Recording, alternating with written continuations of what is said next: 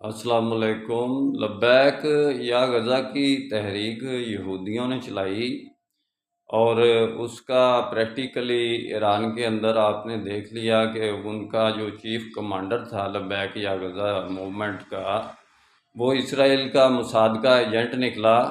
और आप लोगों को तो मैं 8-10 महीने पहले से कह रहा था कि भाई ये इसराइल वालों ने खुद लब्बैक या गज़ा की तहरीक चलाई हुई है। उसकी क्या यानी कि साइकोलॉजी है, क्या है उसकी पॉलिटिक्स है, वो मैं बड़ी डिटेल में बयान कर चुका हूँ। अब मैं इस शार्ट मूवी लेक्चर में बयान नहीं कर सकता। तो अब वो जमात इस्लामी जो लब्बैक या गज़ा की तहरीक चला रही थी, अब उनकी लब्बैक किधर गई?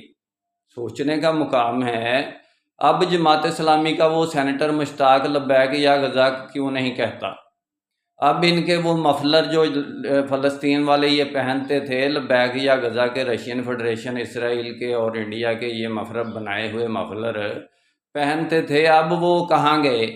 वो किधर गैब हो गए? पाकिस्तान के अंदर क्यों नज़र नहीं आते? इनके गले में जो पट्टा डाला हुआ था कुत्ते की तरह, वो किधर गया? अब वो कहाँ गैब हो गया? अब ये क्यों लब्बैक या गज़ा की तहरीक को इन्होंने बंद किया? ये भाई सारी राज की बातें हैं, मैंने आपको बताता रहा हूँ। मेरा काम इस्लामिक वर्ल्ड की अमन और यूनाइटी का है।